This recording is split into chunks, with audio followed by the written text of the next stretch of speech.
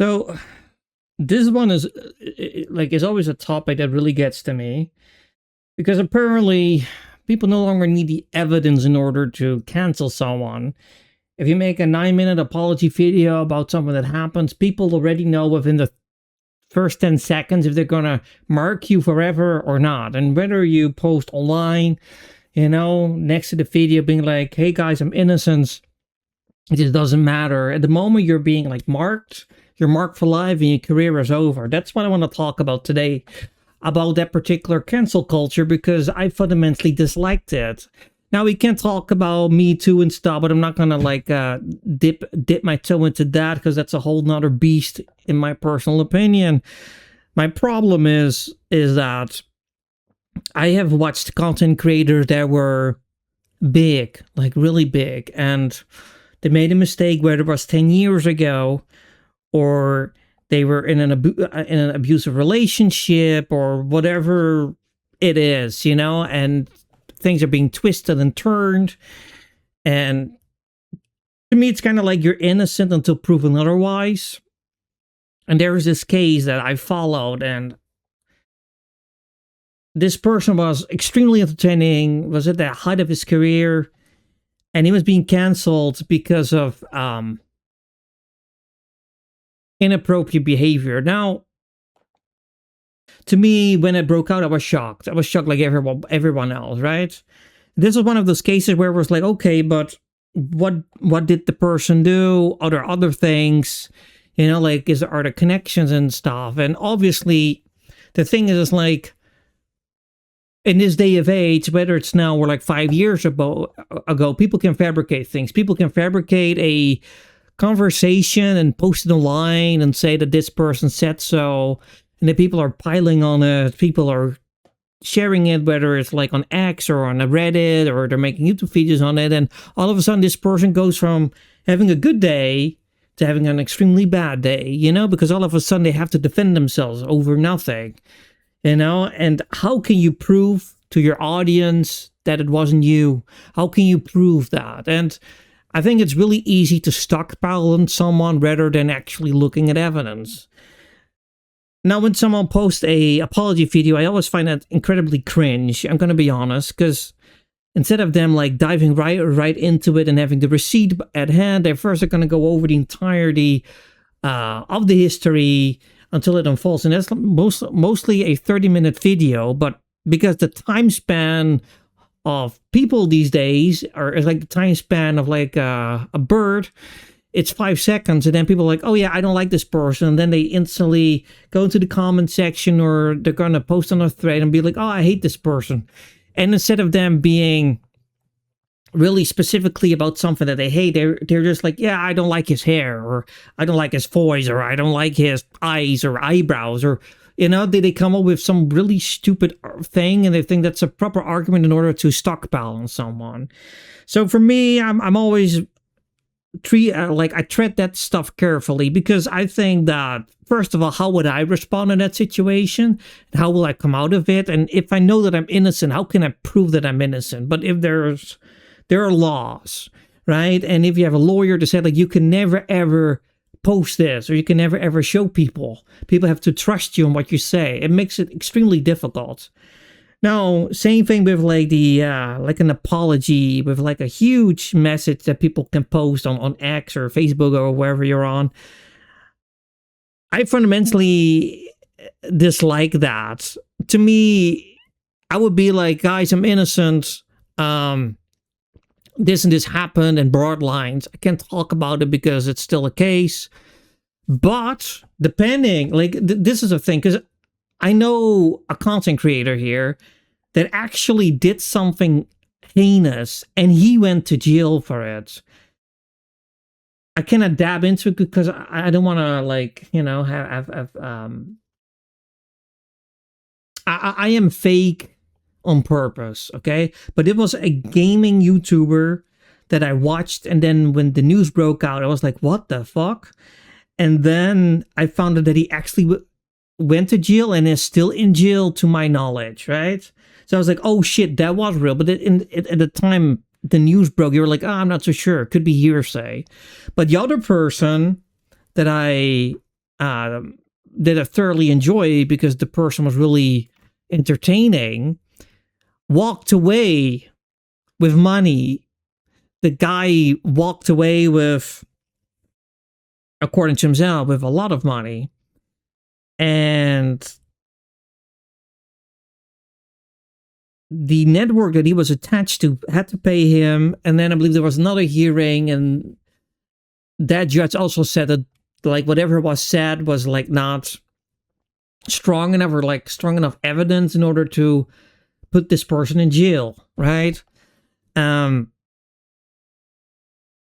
I think people twist certain words around as well. Like a word like inappropriate doesn't necessarily mean sexually. It can also mean that you're like just flat out being inappropriate in like the way that you might perhaps call someone fat or skinny, or maybe some other word that can really put someone down. That's also a part of the inappropriate. But it's like,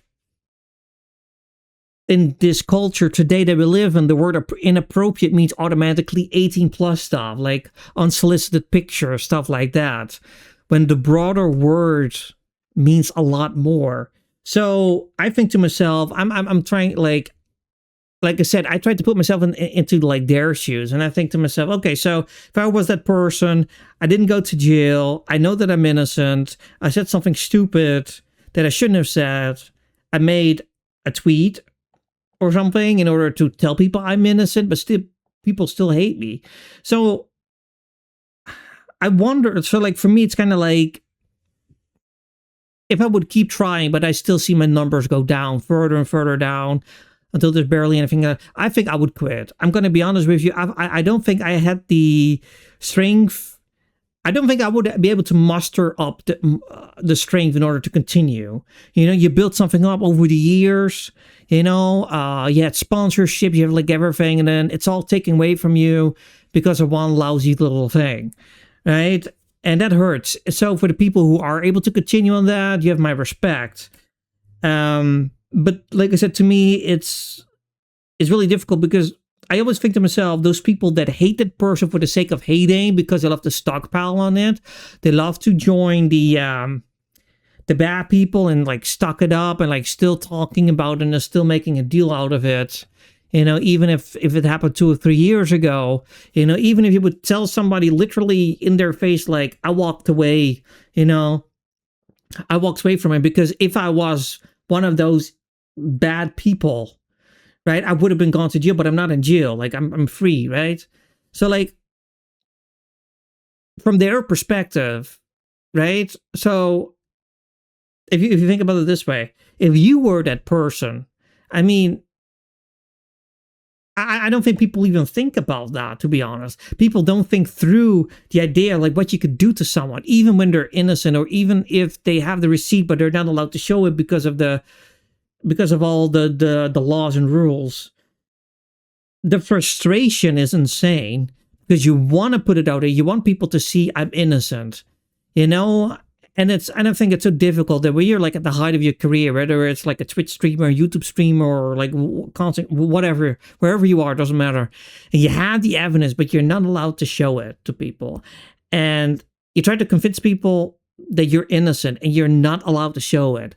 Like that must be like the biggest challenge in life, where you have it at your fingertips, or maybe even have screenshots of it, and you're just not allowed to show it. I think that's like the most brutal thing life can do to you. Or, like I said, it's not just one case, there are multiple cases where I thought to myself, why did that person just like completely vanish? And then like you Google it and people call them names, and then you kind of dab into it more. You watch a documentary by whoever content creator you like, because there are like a plethora of people who make documentaries now on content creators, right? Then you think to yourself, okay, but like the person is still free; they're still allowed to stream and upload. So like what's the reason why people would like no longer like flock back to the person when the hearing or like whatever has been said made sure that you were innocent, or made sure that like, hey, people thought A, but it's actually B, and B is innocent, so therefore, you're free to go. Like I said, in some case, like I said, the other content creator, this gamer that I used to watch, 100% went to jail, and I was like, okay, well, if you go to jail, then everything that's been said is real, right? So like, so then I think people can have sort of like this unison reaction of like, okay, so I used to watch that person, and now I'm no longer gonna watch them because they are indeed guilty. But like I said, when it's the other thing, I just don't understand why people can come in unison and be like, you know what, I thought this person was evil. He's not, or he or she is not evil. I misjudged. I'm sorry. I'm gonna support them again. Somehow, only the diehards stay and the rest isn't, and I just don't get it. How can you enjoy someone first, then leave them, when they're like in a pickle? So you wait for the evidence. So I can understand that you would like no longer support them for a while until you have the verdict, and when the verdict is innocent, how come people don't go back? How come it's like the hate is being like amplified more rather than forgiving someone? Like I said, if it's really like CP or something and stuff like that, it's disgusting, it's heinous, it's horrible. That person should never be allowed to have a YouTube channel ever, right? Simple as that. But if you are, when the verdict is innocence, right, then you should be able to do whatever. It's same with like Johnny Depp, just to, everybody watched that stuff with Johnny Depp and Amber Heard. The dude was innocent. She completely just like screwed him over. Somehow, when I look at Johnny Depp's IMDb list now, he's still struggling to get back into like the A movies, and it's been a couple of years now, since that verdict.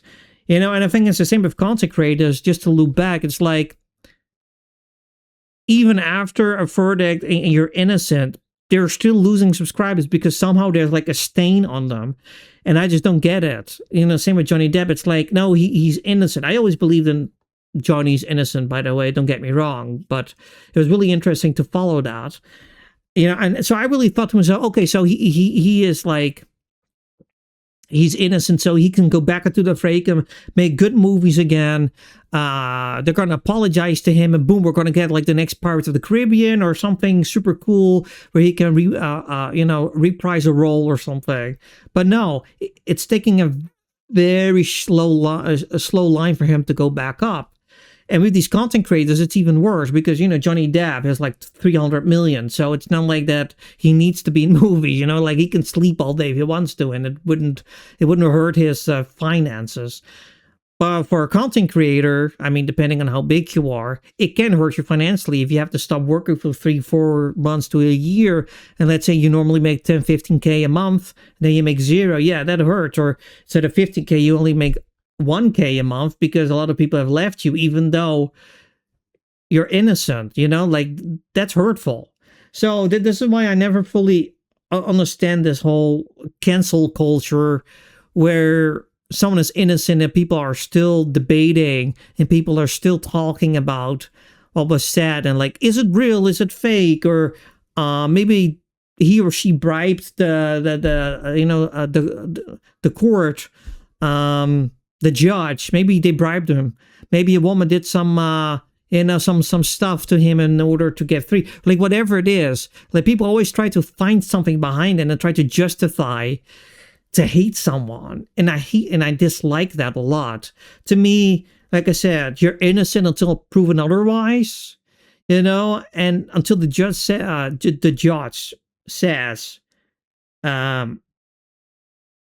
you're guilty. Okay, boom. Okay, you're out of my life. I'm gonna unfollow, blah, blah, blah, right? But the moment I hear you're innocent, yes, I'm gonna give them a second chance. And I think a lot of these content creators that have been canceled during cancel culture, but are still being canceled today, I think people are too quickly to judge someone instead of taking a step back and being like, okay, wait until there's more stuff. Maybe I'm not going to watch this stuff now, but maybe I will do later on again when I heard the verdict, and then I can still decide if I want to watch them or not. And I think people should give certain content creators a second chance, especially when they are highly entertaining and they are unique in the like in their way. And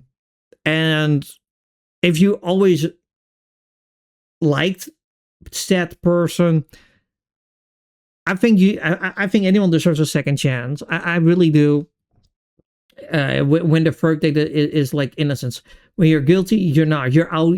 You're out. Right? You're out of the game. Goodbye. You don't deserve to come back on any platform whatsoever. But it just annoys me, when someone is speaking out about it, which is already difficult for them, and then people are still calling them names, like whether it's calling them a PDF, or calling them other types of things, like other types of harassment words. Let me just call it that. And I just think to myself, this person is innocent. How can you still hate them, right? And people should understand that for the person itself, from their perspective, as I said before, it is really, really difficult when you're innocent, but you're still, I'm not allowed to show the evidence, and that the evidence is locked behind maybe for the next 20 years or something. So when you quit your YouTube career or something, and then 20 years later, you're like an old man, you're like, look guys, here's the evidence. And then people are saying, oh, so you were innocent.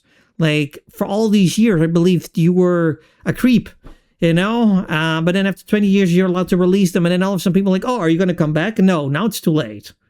Right? So I find it unfortunate that certain content creators that are doing their best now, that are struggling, or maybe not necessarily struggling, but you can see their numbers are like declining slowly and more, that they're still being called certain types of names. And I just think to myself, people are hating for the sake of hating, and instead of just thinking rationally, be like, okay, well, it was this, so I should come back. And I don't know how you feel about this in particular, because it's a really controversial subject to some extent.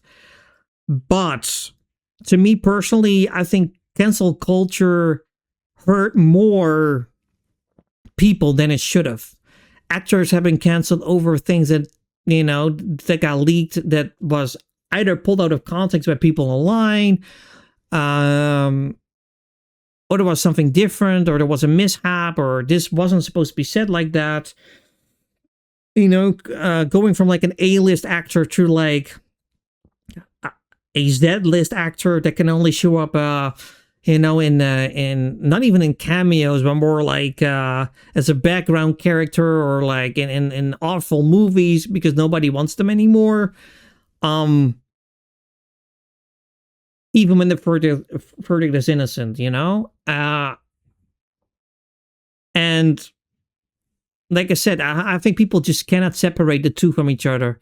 And at the moment someone gets backlash, people are like, oh, I hate you, and they will keep hating you forever, even when the final verdict is different.